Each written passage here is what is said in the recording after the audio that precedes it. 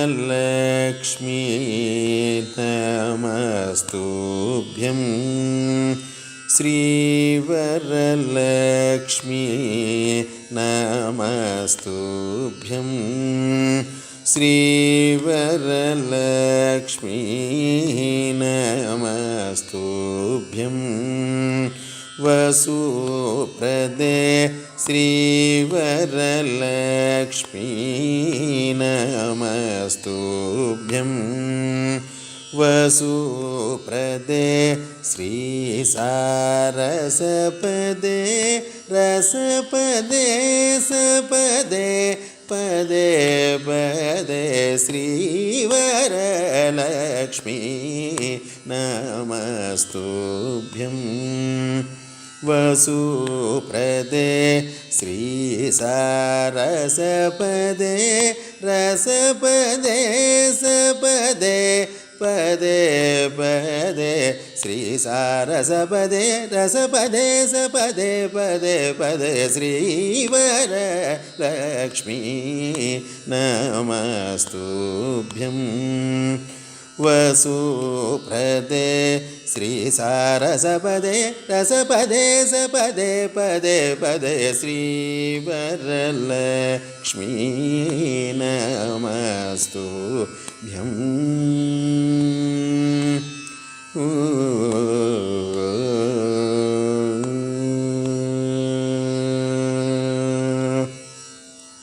भावज जनक प्राणवल्लभे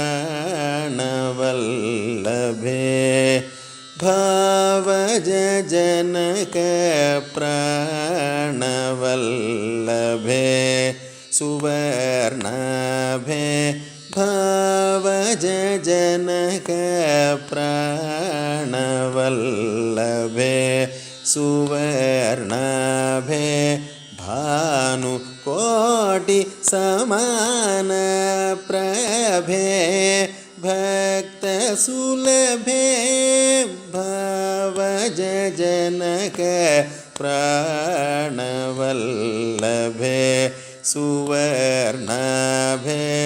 भानुकोटि समान प्रभे भक्तसुलभे सेवकजनपालिन्यै श्रितपङ्कजमालिन्यै केवलगुणशालिन्यै केशवहृत्केलिन्यै सेवकजनपालिन्यै श्रितपङ्कजमालिन्यै केवलगुणशालिन्यै केशवहृत्केलिन्यै श्रीवरलक्ष्मी नमस्तुभ्यं वसुप्रदे श्रीसारसपदे रसपदे सपदे पदे पदे श्रीवरलक्ष्मी नमस्तुभ्यं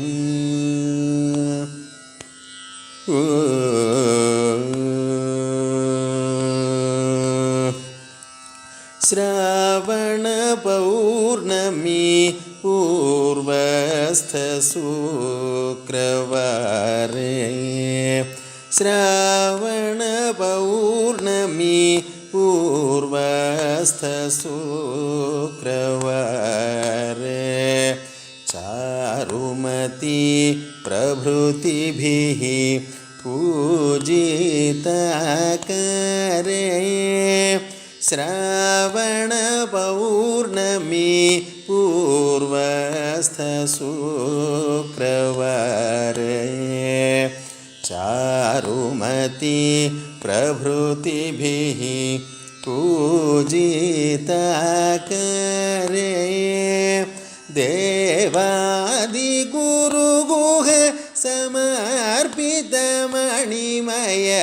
हारे देवादि गुरु गुह समर्पित मणिमय हारे दीन जन संरक्षण निपुण गणग धारे दीन जन संरक्षण निपुण गणग धारे भावना भेद चतुरे भारती सन्नुत वरे भावना भेद चतुरे भारती सन्नुत वरे कैवल्य वितरण परे कांक्षित फल प्रद करे भावना भेद चतुरे भारती सन्नुत वरे कैवल्य वितरण परे कांक्षित फल प्रद करे श्रीवरलक्ष्मी नमस्तुभ्यं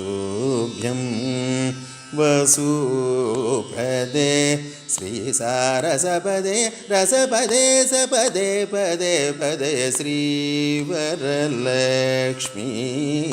नमस्तुभ्यम्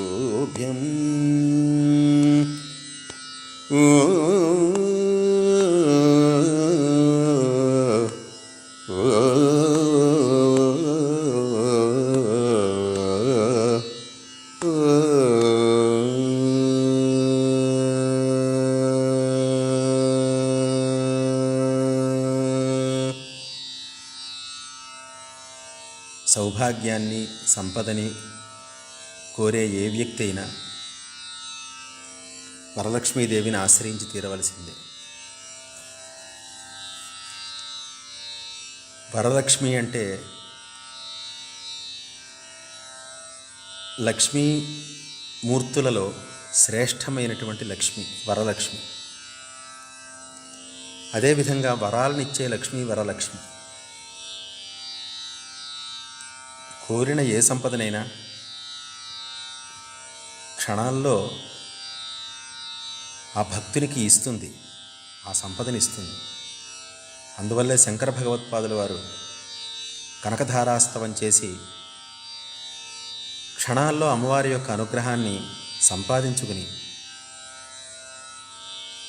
అమ్మవారి యొక్క అనుగ్రహంతో బంగారు ఉసిరికాయల్ని ఒక పేదవాని ఇంట కురిపించారు. వరలక్ష్మీదేవి యొక్క శక్తి అంత గొప్పది. అటువంటి వరలక్ష్మీదేవిని మహావాగ్గేయకారులైనటువంటి శ్రీ ముత్తుస్వామి దీక్షితుల వారు చక్కటి భావజాలంతో, ఆ భావజాలానికి తగినటువంటి గొప్ప భావ సౌందర్యాన్ని కురిపించే రాగంతో, శ్రీరాగంతో అమ్మవారిని కీర్తిస్తున్నారు.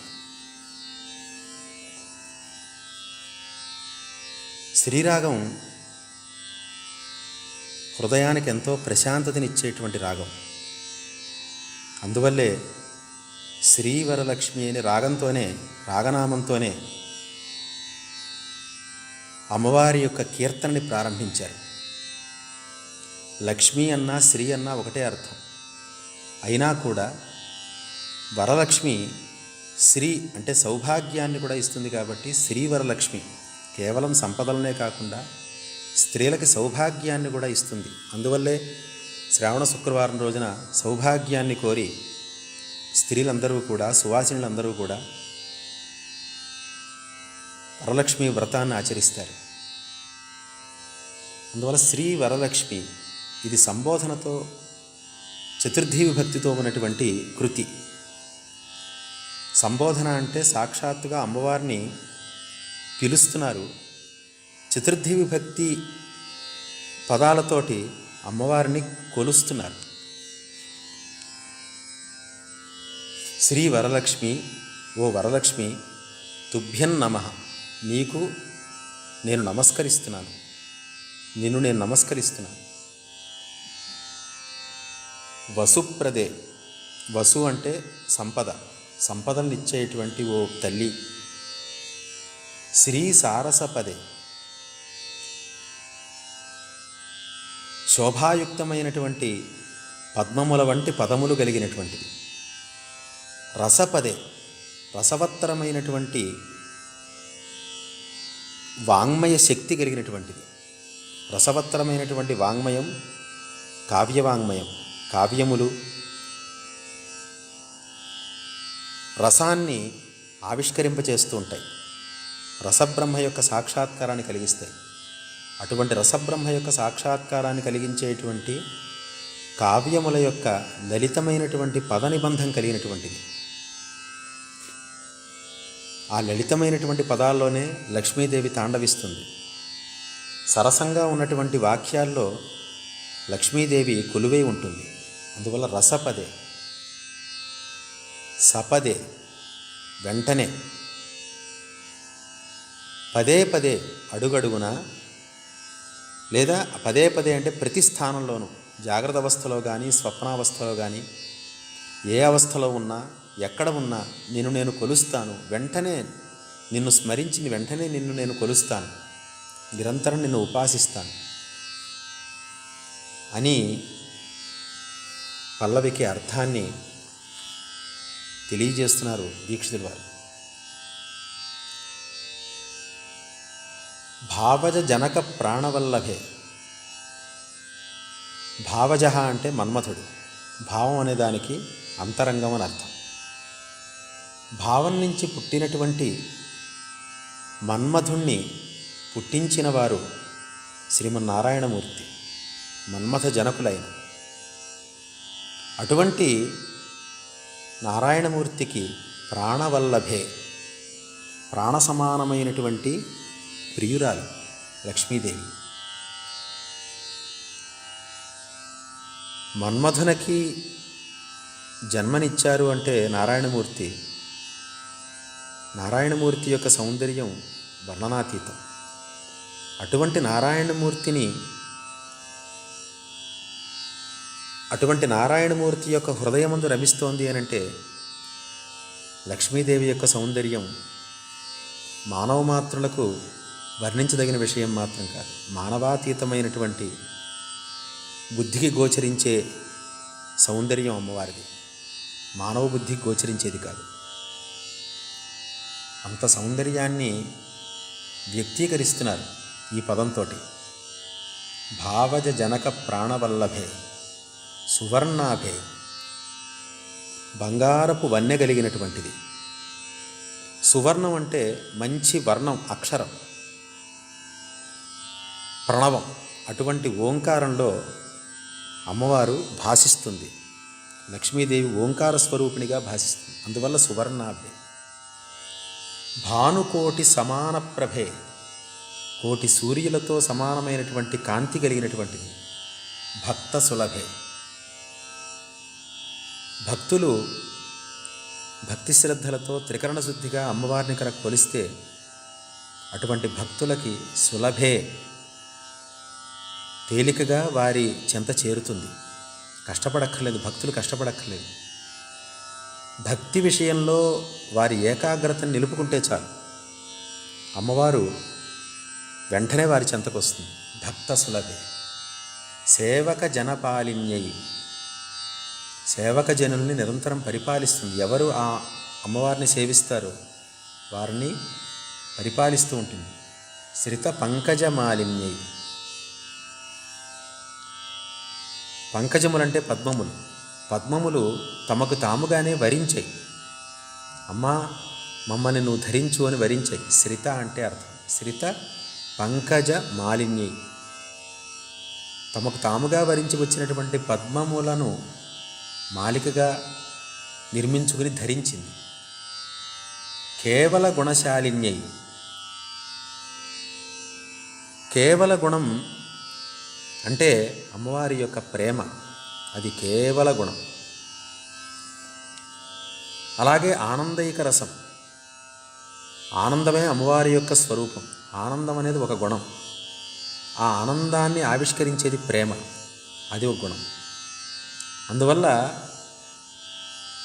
సగుణమూర్తిగా అమ్మవారు ప్రేమ అనే గుణాన్ని కలిగి ఉన్నది.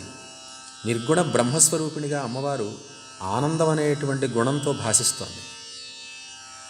అటువంటి కేవల గుణశాలిన్యై కేశవహృత్కేళిన్యై, కేశవుని యొక్క హృదయమందు నిరంతరం రమిస్తూ ఉండేవి. అటువంటి ఓ తల్లి, నీకు నా నమస్కారం. శ్రావణ పౌర్ణమి పూర్వస్థ శుక్రవారే. ముత్తుస్వామి దీక్షితుల వారి యొక్క కృతుల్లో విశేషం ఏంటంటే, ఏ క్షేత్రంలో వారు పర్యటిస్తారో ఆ క్షేత్రానికి సంబంధించిన విశేషాలన్నీ కూడా ఆ కృతుల్లో కనిపిస్తాయి.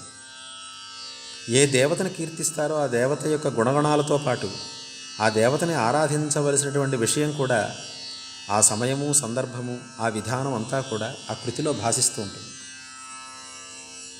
శ్రావణ పౌర్ణమి, శ్రావణ మాసము పౌర్ణమికి ముందర వచ్చేటువంటి శుక్రవారమందు చారుమతి మొదలైనటువంటి మహాభక్తి సంపద కలిగినటువంటి భక్తురాళ్ళు వరలక్ష్మీదేవిని ఆరాధించి గొప్ప సౌభాగ్యాన్ని, సంపదని పొందారు. ఆ విషయాన్ని ఇక్కడ ముత్తుస్వామి దీక్షితుల వారు సూచిస్తున్నారు. ఎలాగైతే చారుమతి శ్రావణ పౌర్ణమికి ముందు చూచినటువంటి శుక్రవారం నాడు చక్కగా అమ్మవారిని ఆరాధించి సౌభాగ్యాన్ని పొందిందో, ఆ విధంగా చారుమతి మొదలైనటువంటి భక్తురాళ్ల చేత ఆనాటి నుంచి ఈనాటి వరకు కూడా సువాసిని స్త్రీలు వరలక్ష్మీదేవిని ఆరాధించి సౌభాగ్యాన్ని, సంపదల్ని పొందుతున్నారు. ఆ విధంగా ఆ భక్తుల చేత పూజించబడినటువంటి గొప్ప ఆకారం కలిగినటువంటిది అమ్మవారు. దేవాది గురుగుహ సమర్పిత మణిమయహారే. దేవతలకు నాయకుడు, సేనాని అన్నారు. అందువల్లే సేనాని అంటే సకల దేవతాగణములకు కూడా నాయకుడు. అందువల్ల దేవాది, దేవతలకు మూలమైనటువంటి గురుగుహ సమర్పిత మణిమయహారే, ఆ కుమారస్వామి చేత సమర్పించబడినటువంటి మణులతో కూడినటువంటి హారము గలది. కుమారస్వామి సమర్పించినటువంటి హారాన్ని అమ్మవారు ధరించింది, మణిమయ హారాన్ని ధరించింది. దీనజన సంరక్షణ నిపుణ కనకధారే. దీనజనుల్ని రక్షించడానికి, దీనులు అంటే దారిద్ర్యంతో అలమటించేవారు. అదేవిధంగా బుద్ధి దారిద్ర్యం, విద్యా దారిద్ర్యం, ధన దారిద్ర్యం, ఏదైనా దారిద్ర్యమే. ఏది లేకపోయినా అది దారిద్ర్యంగానే చెప్పబడుతుంది. అటువంటి దారిద్ర్యాన్ని తొలగించి రక్షించి భక్తజనుల్ని రక్షించడంలో నిపుణమైనటువంటి కనకధార కలిగినటువంటిది. అమ్మవారి చేతి నుంచి ఆ కనకధార ఎప్పుడూ భక్తులపై కురుస్తూనే ఉంటుంది. ఏ భక్తులైతే త్రికరణ శుద్ధిగా అమ్మవారిని ఆరాధిస్తున్నారో ఆ భక్తులకి ఆ కనకధార గోచరించి ఆ ధార వారికి ప్రత్యక్షం అవుతుంది. దీనజన సంరక్షణ, దీనజనుల్ని సంరక్షించడంలో నిపుణమైనటువంటి కనకధార, సంపదల యొక్క ధార కలిగినటువంటిది అమ్మవారు. భావనాభేద చతురే. భావనకు అభిన్నమైనటువంటిది మూర్తి. భావన మాత్ర సంతుష్ట హృదయ. భావన యొక్క అభేదాన్ని కలిగించడంలో అమ్మవారికి ఎంత నైపుణ్యం ఉందో మనం చెప్పలేం. మనం కొంత కోరుకుంటే అమ్మవారు ఎంతో ఇస్తుంది. మనం ఆనందాన్ని కోరుకుంటే అమ్మవారు అఖండమైన ఆనందాన్ని ప్రసాదిస్తుంది. ఆ అఖండమైన ఆనందం ఎలా సిద్ధిస్తుంది అనంటే భావనాభేదం చేతని సిద్ధిస్తుంది. భగవంతుణ్ణి భక్తుడు ఆరాధిస్తున్నప్పుడు అభేద భావంతో ఆరాధిస్తే ఆ ముక్తి సుస్థిరం అవుతుంది. ఆ భావన కుదరాలి అనంటే అమ్మవారి యొక్క అనుగ్రహం ఉండాలి. ఆ అనుగ్రహం అమ్మవారు భక్తుల విషయంలో చాలా గొప్పగా ఇస్తుంది. అందువల్లే భావన అభేద చతురే. భావన యొక్క అభేదాన్ని కలిగించడంలో అమ్మవారు చాలా నిపుణురాలు. భారతీ సన్నుతవరే. సరస్వతీదేవి చేత కీర్తించబడినటువంటి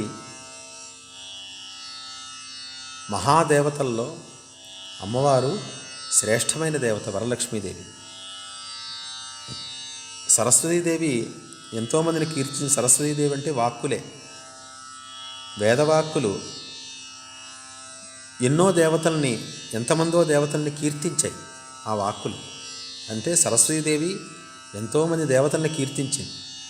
అయినా కూడా వరలక్ష్మీదేవినే శ్రేష్టంగా ఆవిడ కీర్తించింది. అందువల్ల భారతీ సన్నుత వరే, భారతీదేవి చేత స్తుతించబడినటువంటి దేవతలలో శ్రేష్టమైన దేవత వరలక్ష్మీ దేవత. కైవల్య వితరణ పరే, కైవల్యం అంటే మోక్షమని ఒక అర్థం ఉంది. కానీ ఇక్కడ కైవల్యం అనే దానికి భౌతికంగా కూడా మనం అర్థం చెప్పుకోవచ్చు. కేవలత్వమే కైవల్యం. కేవలత్వం అంటే ఏకాంత స్థితి. మనకి ఎన్నో విషయాలు హృదయంలో చేరి మనల్ని బాధిస్తూ ఉంటాయి. ఉద్వేగాలు, ఆవేశాలు ఎన్నెన్నో ఇలాగా మనల్ని కలవరపరుస్తూ ఉంటాయి, మన మనస్సుల్ని వికలపరుస్తూ ఉంటాయి. అప్పుడు మనలో ఏకాంత స్థితి తొలగిపోతుంది. అటువంటి దుర్విషయాల్ని, చిత్తవృత్తుల్ని, అలాగే భావ వికారాల్ని కలిగించేటువంటి అన్నిటినీ కూడా దూరం చేసి ఏకాంత స్థితిని కలిగించి మనిషి యొక్క మనస్సుని ప్రసన్నం చేస్తుంది అమ్మవారు. అది కూడా ఒక సంపదే. కాంక్షిత ఫలప్రదకరే, కోరిన వరాలనిచ్చేటువంటి కరము ఆమెకి మన చెంత సిద్ధంగా ఉంది. ఆమె యొక్క కరము మనం కోరిన వరాలని మనం కోరినటువంటి వరాలను ఇవ్వడానికి మన చెంతనే సిద్ధంగా ఉంది. కాంక్షిత ఫలప్రదకరే, కోరబడినటువంటి మనం కోరుకున్నటువంటి వరాల్ని ఇచ్చేటువంటి కరాన్ని మన చెంతనే తీసుకొచ్చి పెడుతుంది అమ్మవారు. అటువంటి వరలక్ష్మీదేవిని త్రికరణ శుద్ధిగా భావన చేసి, మూర్తి భావన చేసి, అలాగే మహామంత్ర సమానమైనటువంటి ఈ కృతిని అర్థపూర్వకంగా భావన చేసి, ఈ కృతిని రచించినటువంటి ముత్తుస్వామి దీక్షితుల వారిని సద్గురువుగా భావన చేసి, ఎవరైతే వరలక్ష్మీదేవిని ఈ కృతితో స్తోత్రం చేస్తారో, ఆరాధిస్తారో వారికి సిరి సంపదలు, ఆయుర్దాయము, భోగభాగ్యములన్నీ కూడా వెంటనే సిద్ధిస్తాయి. అందులో ఏమీ సందేహం లేదు. నాద విద్యోపాసనా గురువు ముత్తుస్వామి దీక్షితుల వారు మహామంత్రములు ఎరిగినవారు. అటువంటి ముత్తుస్వామి దీక్షితుల వారి యొక్క ముఖం నుంచి వెలువడినటువంటి మహామంత్రం శ్రీవరలక్ష్మి నమస్తుభ్యం అనేటువంటి కృతి. ఈ కృతిని అర్థపూర్వకంగా భావన చేస్తూ గానం చేసినా విన్నా అది నాదోపాసనా సిద్ధిని కలిగించి మనల్ని